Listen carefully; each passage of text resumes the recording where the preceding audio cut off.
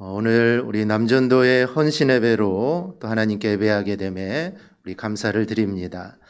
남전도회니까 더욱더 전도에 힘쓰는 우리 기간이 되기를 바랍니다. 또 오늘 헌신 예배니 더욱더 헌신하는 우리 남전도회가 되기를 소망합니다.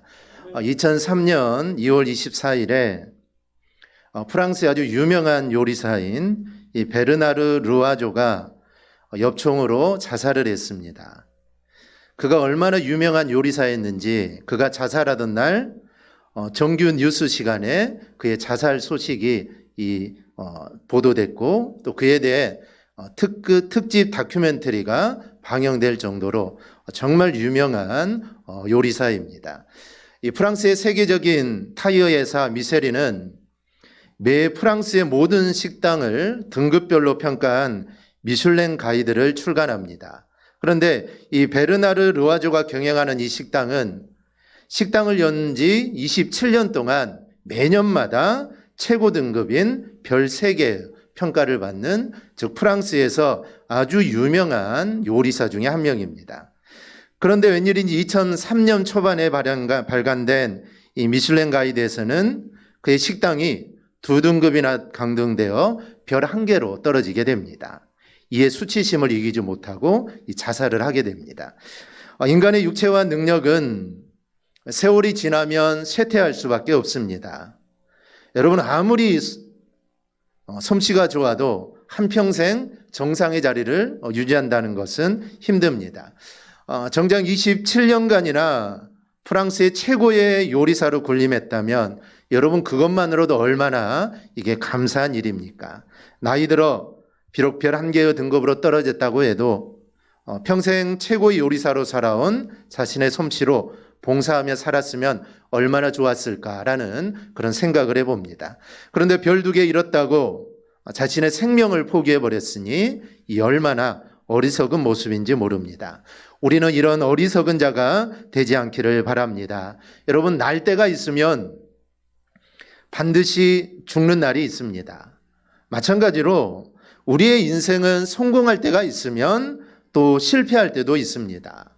또 실패했다면 다시 일어설 때도 분명히 있을 겁니다. 그러니 실패했다고 너무 낙심하지 말고 다시 일으켜 세워주실 하나님을 바라볼 수 있기를 바랍니다.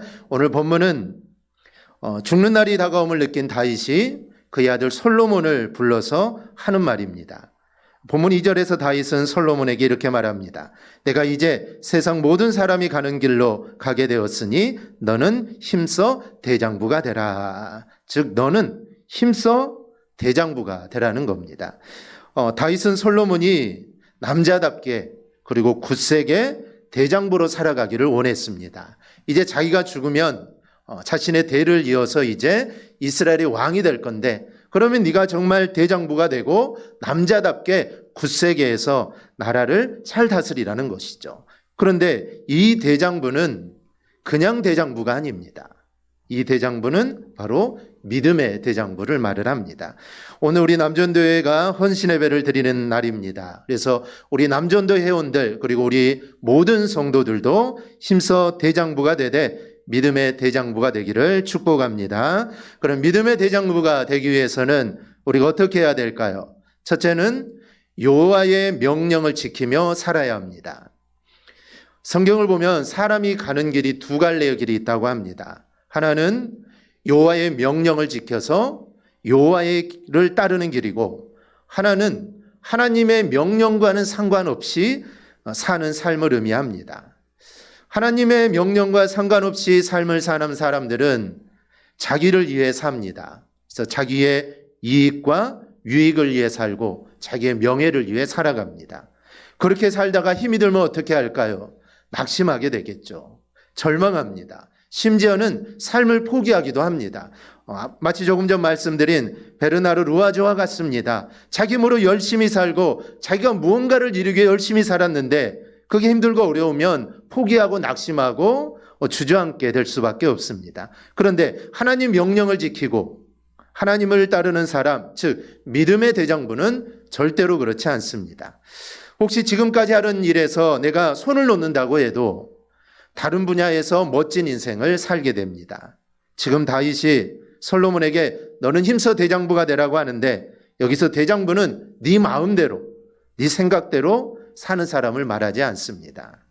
일반적으로 사람들이 생각하는 대장부는 거칠고 야성적이 합니다. 와일드한 사람을 대장부라고 하죠.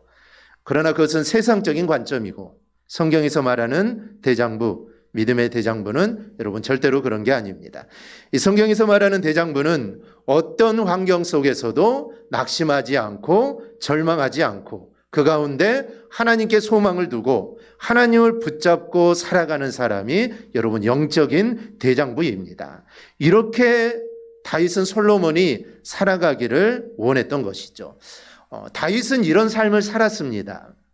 다윗은 정말 일평생 동안 하나님을 붙잡고 하나님을 의지하고 살았던 사람이죠. 그래서 내가 이런 삶을 살았으니 너도 이런 대장부와 같은 삶을 살라라는 겁니다. 우리가 다윗의 삶을 한마디로 요약하면 하나님 명령대로 산 사람이고 또 하나님만 붙잡고 산 사람입니다. 우리가 성경을 보면 다윗이 왕이 되기까지 평탄한 삶을 산 적이 별로 없습니다. 그는 베들레헴 이새의 막내로 태어났는데 사무엘이 자기 집을 방문했을 때 이 다윗은 들에서 양을 치고 있었습니다.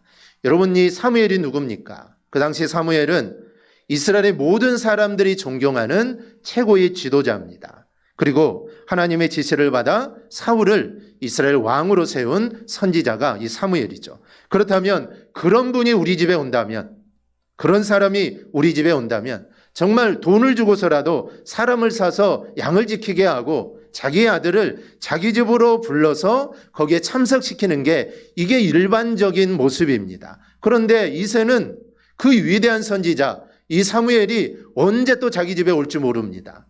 그런데 그 아들 다윗은 부르지도 않습니다. 즉 다윗은 부모에게 이런 취급을 받는 그런 사람이 다윗이었다는 것이죠. 나중에 블레셋이 쳐들어와서 전쟁에 참여한 형제들이 형을 위해 음식을 가지고 가죠. 그런데 형들이 음식을 가져왔다고 칭찬하기는커녕 노를 바라면서 왜 여기에 왔냐? 너는 들에서 양이나 지키지 뭘 구경하려고 여기에 왔냐라고 하면서 화를 막 냅니다. 어릴 때부터 다윗은 이런 환경에서 자랐습니다. 그리고 골리앗을 물리친 후에 백성들이 사울이 죽인 자는 천천히요 다윗이 죽인 자는 만만이라고 합니다. 그래서 사울이 다윗을 죽이려고 하죠. 그래서 다윗은 30살이 될 때까지 이 도망자 신세가 됩니다. 여러분이 만약 이런 삶을 살았다면 여러분 어떻겠습니까? 늘 무시당하고 좋은 일을 해도 대접도 받지 못하고 만약에 우리가 이런 삶을 산다면 당연히 우리는 낙심하고 절망할 것입니다. 누구나 그러겠죠. 그런데 다윗은 그런 상황 속에서 단 한 번도 낙심하며 절망한 적이 없습니다. 다윗은 힘들고 절망적인 상황에서 늘 하나님을 바라보게 되죠. 그리고 하나님을 의지하게 됩니다. 그런 다윗에게 하나님은 사람을 붙여주십니다. 이 사무엘상 22장에 보면 다윗과 함께한 자가 약 400명가량 됐다라고 말을 합니다. 근데 그 사람들이 어떤 사람들일까요? 막 전쟁을 잘하는 사람, 힘도 세고 이런 사람이었을까요? 아닙니다. 거기 보면은 환난당한 자, 또 빚진 자, 마음이 원통한 자, 이런 사람들이 다윗에게 몰려들게 됩니다. 어찌 보면 다 변변치 않죠. 다윗을 따를 겸은 그래도 좀 실력도 있고 좀 그런 사람들이 모이면 좋겠는데 우리가 봤을 때는 다 변변치 않는 사람들입니다. 그런데 사무엘상 23장을 보면 다윗의 용사들의 명단이 나오는데 다 기가 막힌 용사요, 다 협력자들입니다. 즉 하나님께서 이런 사람들을 다윗에게 붙여주신 것이죠. 다윗은 사울을 죽일 수 있는 기회가 있었는데 여러 번 있었지만 복수하지 않습니다. 다 용서하죠. 그리고 모든 걸 하나님께 맡깁니다. 그리고 하나님을 의지하니 정말 고난스럽고 절망적인 순간에도 그는 절대로 낙심하지 않았던 겁니다. 이게 바로 여러분 믿음의 대장부의 이 모습입니다. 그러니 하나님이 사람을 붙여주시고 동역자를 붙여주시고 그래서 결국 하나님이 다윗을 세워주십니다. 대장부의 삶은 거칠고 와일드한 삶을 말하는 게 절대로 아닙니다. 본문 3절에서 말하는 대로 진짜 대장부의 삶, 믿음의 대장부의 삶은 하나님의 명령을 지키는 삶, 즉 하나님만 붙잡고 사는 삶이 믿음의 대장부의 모습입니다. 그렇다면 오늘 헌신 예배를 드리는 우리 남전도 회원들 그리고 우리 모든 성도들도 오늘 다윗이 보여주었던 그 모습대로 하나님의 명령을 따라 하나님만을 의지하는 믿음의 대장부가 꼭 될 수 있기를 바랍니다. 하나님은 그런 사람을 책임져 주십니다. 즉 어떠한 상황 속에서도 정말 하나님만 붙잡고 하나님만 끝까지 의지하는 자를 하나님은 책임져 주십니다. 우리의 자녀들도 그렇지 않습니까? 정말 부모님을 의지하고 부모님을 끝까지 붙잡고 부모님을 따르는 자녀들을 더 사랑하고 그의 앞길들을 책임져 주지 않습니까? 하나님도 동일합니다. 우리의 아버지가 되지 않습니까? 그래서 우리가 어떤 상황 속에서도 정말 끝까지 하나님을 우리가 붙잡고 나아갈 때 그의 삶을 하나님이 책임져 주시고 또 사람들도 막 붙여주십니다. 그러면 우리도 다윗처럼 살게 될 줄 믿습니다. 둘째는 여호와의 길로 가야 합니다. 본문 3절에서 다윗은 솔로몬에게 여호와의 명령을 지켜 그 길로 가라라고 합니다. 그렇다면 그 길은 어떤 길일까요? 그것은 다윗이 고백한 시편에 나옵니다. 시편 1편 1절을 보면 복 있는 사람은 악인들의 꾀를 따르지 아니하며 죄인들의 길에 서지 아니하며 오만한 자들의 자리에 앉지 아니하고, 여기에는 여호와의 길이 무언가 나옵니다. 복 있는 사람, 즉 여호와의 길로 가는 사람은 악인과 즉 세상 사람들과 다르다는 겁니다. 직장 생활을 하거나 사업을 하다 보면 유혹이 참 많습니다. 어떤 지사님은 국내 대형 건설사의 아파트 건설 소장으로 가게 되었는데 처음 소장으로 나갔더니 자재 빼돌리고 사람 쓰고 업체 쓰는데 뇌물 받는 일이 아주 관행이더랍니다. 그래서 이 지사님은 자신이 교회의 집사라는 것을 밝히고 앞으로 내가 여기 소장으로 있을 때는 나는 절대로 이런 일을 하지 않고 원칙대로 정직하게 나는 하겠다라고 선언을 하자 사람들이 다 비웃더랍니다. 그동안 수많은 교회 집사, 장로, 소장들이 왔다 갔는데 모두 다 똑같다는 겁니다. 너라고 다를 게 뭐가 있느냐라면서 비웃더랍니다. 그러나 이 지사님은 뇌물 없이 원칙대로 시공하고 정직하게 행했더니 공사가 끝날 쯤에 모든 사람들이 인정하더라는 겁니다. 그런데 이렇게 살기가 여러분 어려운 세상입니다. 지금은 전보다 많이 좋아졌지만 그래도 여전히 모든 것에 만연한 부정부패도 있고 관행이 여전히 존재하고 있습니다. 그러나 믿음의 남자라면, 여러분 대장부라면 우리는 여호와의 길로 가야 합니다. 즉 정직한 길로 가야 합니다. 세상 사람들과 다른 모습을 우리는 보여주어야 합니다. 내가 예수 믿고 내가 집사고 아니 내가 장로고 그러는데 내 모습이 세상 사람들과 똑같다면 우리의 직분에 정말 내가 맡은 직분에 참 하나님 앞에 고개를 들 수가 없을 겁니다. 그래서 우리는 정직하게 살아가야 합니다. 그리고 결국에는 그 정직이 이기는 법입니다. 그리고 그렇게 살면 하나님이 우리에게 은혜를 주셔서 우리를 부족함 없게 하실 겁니다. 그래서 위험에도 건져주시고 힘든 일에도 건져주셔서 우리의 삶이 만족한 삶으로 우리를 인도해 주실 겁니다. 이 시대의 기성세대 우리 남성들이 믿음의 대장부가 되어서 세상에 믿음을 우리는 보여주어야 합니다. 물론 남성으로 아버지로서 또 기성세대로 사는 것은 어렵습니다. 또 신앙으로 사는 것도 쉽지가 않죠. 직장 생활이나 사업을 하다 보면 시간을 내는 것도 어렵고 또 가족을 부양하게 하기에 또 물질도 항상 딸립니다. 그럼에도 불구하고 우리 남성 성도들이 세상에 신앙을 보여주어야 합니다.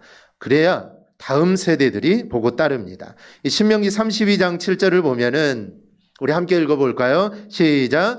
옛날을 기억하라. 역대의 연대를 생각하라. 내 아버지에게 물으라. 그가 내게 설명할 것이요 내 어른들에게 물으라 그들이 내게 말하리로다. 아멘. 우리가 바로 그런 아버지가 되고 여러분 그런 어른이 되어야 합니다. 그러기 위해서는 지금 내가 여호와의 길로 행해야 합니다.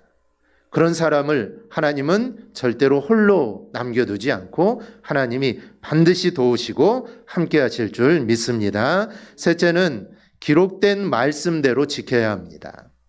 본문 3절을 보면 법률과 계명과 율례와 증거를 모세의 율법에 기록된 대로 지키라. 쉽게 말하면 말씀 그대로 지키라는 겁니다. 말씀 그대로 지키라는 이유가 있습니다. 왕이 되면 여러 가지 상황에 처하게 됩니다.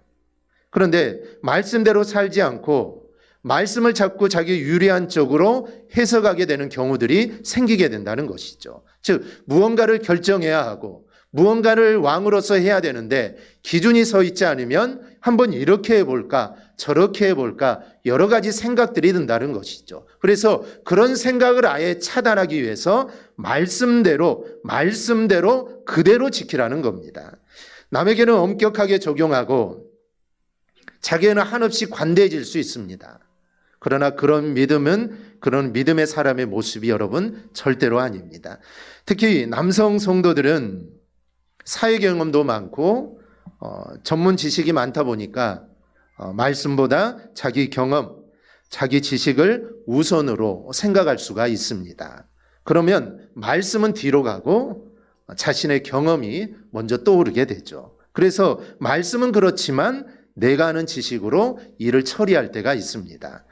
이것이 지혜로운 것 같지만 여러분 이거는 점차 불신앙으로 가는 지름길입니다. 마귀는 언제나 우리에게 말씀에서 확 떠나라고 하지 않습니다. 그러면 아무도 떠나지 않겠죠. 조금씩 떠나라고 하죠. 조금씩 우리를 멀어지게 합니다. 절대로 하지 말라고 하지 않습니다. 그러면 잘못된 줄 알기 때문에 조금씩 멀어지게 만들죠. 이게 마귀의 술책입니다. 이단도 마찬가지입니다. 들어보면 기존 교회와 다를 것이 별로 없어 보입니다. 그러면 순간적으로 왜 이런 사람들을 왜 이단이라고 하지 별로 다른 것도 없는데 라고 생각을 하죠. 심지어 내가 궁금해서 하는 것들에 대해 나름대로 해답을 주기도 합니다. 그런데 그게 올바른 대답이 아니라 잘못된 대답인 줄도 모르고 조금씩 끌려 들어가게 되죠. 그들의 논리와 유혹에 끌려 들어가면 그곳에서 절대로 이제 나올 수가 없게 됩니다. 그래서 성경은 하나님의 말씀대로 살아가라라고 합니다. 그래야 마귀의 유혹에 우리가 절대로 흔들리지 않습니다. 근데 사람들은 자꾸 말씀을 빼거나 자기의 생각을 더합니다. 자꾸 자기 입장에서 해석을 하죠. 핑계거리와 변명거리를 찾게 됩니다. 그러나 다윗은 솔로몬에게 너는 절대로 그렇게 하지 말라. 즉 말씀대로 살라는 것이죠. 3절에서 이렇게 말씀합니다. 내 하나님 여호와의 명령을 지켜 그 길로 행하여 그 법률과 계명과 율례와 증거를 모세의 율법에 기록된 대로 지키라. 즉 말씀에 기록된 그대로 지키라는 겁니다. 그럼 어떻게 된다고 합니까? 이어지는 말씀은 네가 무엇을 하든지 어디로 가든지 형통하리라 라고 말씀을 합니다. 형통하게 하신다고 하는데 이 형통은 나를 향한 하나님의 뜻이 다 이루어지는 것이 여러분 형통입니다. 성경에서 형통하게 한다고 하니까 내가 바라는 것, 내가 꿈꾸는 것이 다 이루어졌다. 이게 형통이라고 생각하는데 성경이 말하는 형통은 나를 향한 하나님의 뜻이 이루어지는 게 형통입니다. 요셉이 형들에게 팔려서 종으로 가게 되죠. 또 나중에는 감옥에도 갇히게 됩니다. 그런데 우리가 창세기를 잘 읽어보면 하나님께서 그를 형통하게 하셨다라고 말을 합니다. 이 형통은 요셉의 삶이 편해졌다는 의미가 아닙니다. 이 말씀은 지금 하나님께서 요셉을 통하여 하시고자 하는 일들을 하나하나 이루어가고 계신다는 것이죠. 그래서 보디발의 가정에 있을 때도 하나님이 형통케 하셨습니다. 하나님의 일이 이루어져 가는 것이죠. 감옥에 갇혔는데도 하나님께서 형통하게 하십니다. 여러분, 감옥에 갇혔는데 아무리 형통한다고 해도 뭐가 형통하겠습니까? 그래도 밖에 있는 게 낫지 않겠습니까? 그런데 하나님은 요셉에게 형통하게 하셨다. 즉 지금 하나님의 계획을 이루어가기 위해서 하나하나 지금 하나님께서 이끌어 가신다는 것이죠. 그래서 그의 삶은 지금 형통의 삶이 되는 것입니다. 종살이를 하고 아니면 감옥에 있고 아니 그보다 더한 삶을 살더라도 하나님이 이루고자 하신 일들이 하나하나 진행되어 간다면 그 삶은 형통의 삶입니다. 실패해도 상관없습니다. 실패해도 절망해도 괜찮습니다. 하나님이 형통하다고 말한다면 그는 지금 하나님의 일을 하나씩 이루어 간다는 것이죠. 하나님 우리를 정말 사랑하십니다. 그래서 나를 향한 선한 계획들을 하나님은 다 가지고 계십니다. 그 하나님께서 우리가 하나님의 명령을 지키고 믿음의 길로 가면 하나님이 형통하게 해주신다는 것이죠. 그래서 요셉이 형통한 것입니다. 요셉의 삶을 보면은 종으로 있을 때나 또 감옥에 있을 때 그는 하나님의 명령대로 하나님의 뜻대로 살고자 그는 부단히 노력했습니다. 그래서 하나님이 그의 삶을 형통케 해주신 것이죠. 그러니 이 땅에 사는 동안 정말 하나님 말씀대로 우리가 살아갈 수 있기를 바랍니다. 성경에 기록된 대로 성경 말씀에 기록된 대로 우리가 그 말씀대로 우리가 살아갈 수 있기를 바랍니다. 여러분 그게 바로 이 정답입니다. 이 자동차 부품을 생산하는 대우그룹 최우승 회장이자 이 장로님은 1990년대부터 2007년까지 한국의 6개를 비롯해 세계 15개국에 45개의 교회를 건립했습니다. 이 장로님의 간증집 죽게 하드다라라는 책을 보면 이 고등학교 시절 이 장로님은 평생 내가 교회를 100개를 내가 건립해야겠다라는 꿈을 갖게 됩니다. 그 꿈의 실천은 1990년부터 시작이 됩니다. 1985년 이 대우그룹 창설 후에 이제 사업이 안정이 되자 스리랑카의 첫 교회를 세웁니다. 스리랑카의 불교의 나라이기 때문에 무려 5번이나 이거를 철거해야 된다는 주민들의 반대 속에서도 1992년 완공된 교회가 모태가 되어서 2007년에 15개의 교회를 불교의 나라 이 스리랑카에 세우게 됩니다. 이 라오스에서는 이 한센병 환자들이 감염되지 않는 아이들을 위한 예배당을 지어달라고 해서 환자 자녀들을 위한 교회를 건축하게 되고 또 캄보디아에서는 건축한 교회 건물이 대홍수 때 노아의 방주처럼 주민들의 피난처가 되기도 했습니다. 회사가 수해와 화재로 어려움을 겪기도 하고 또 뇌출혈을 겪기도 했지만 장로님은 매번 위기 때마다 하나님 은혜를 입었고 교회 건축을 계속할 수 있었다라고 이렇게 간증을 합니다. 한 사람이 하나님 앞에 제대로 헌신하면 여러분 이런 놀라운 일들이 일어나게 됩니다. 오늘 말씀대로 하나님은 이 장로님의 삶을 형통하게 하셔서 당신의 일을 바로 이루어 가시는 겁니다. 오늘 헌신 예배를 드리는 우리 남전도 회원 모두 정말 힘써 믿음의 대장부가 되기를 축복합니다. 믿음으로 주의 일을 열심히 한다면 하나님께서는 분명히 여러분의 수고를 기억하여 형통하게 해주실 줄 믿습니다. 그러니 우리 성도들도 모두 힘써 믿음의 대장부가 되기를 바랍니다. 주님의 일에 정말 힘쓰는 믿음의 대장부가 되기를 바랍니다. 그리고 방금 말씀드렸던 정말 최우승 장로님처럼 세상에서도 성공하기를 바랍니다. 그리고 그 성공으로 내 삶을 위해서만 살지 마시고 하나님의 일도 부지런히 하는 그런 삶이 되기를 바랍니다. 그러면 하나님이 정말 기뻐하실 줄 믿습니다. 오늘 헌신 예배를 드리는 우리 남전도의 회원들 그리고 우리 모든 성도들도 믿음의 대장부가 되어서 교회를 잘 섬겨서 하나님께 영광 돌리기를 바랍니다. 그리하여 하나님의 기쁨이 되는 삶을 꼭 살아가기를 주님의 이름으로 축원합니다. 아멘. 기도하겠습니다.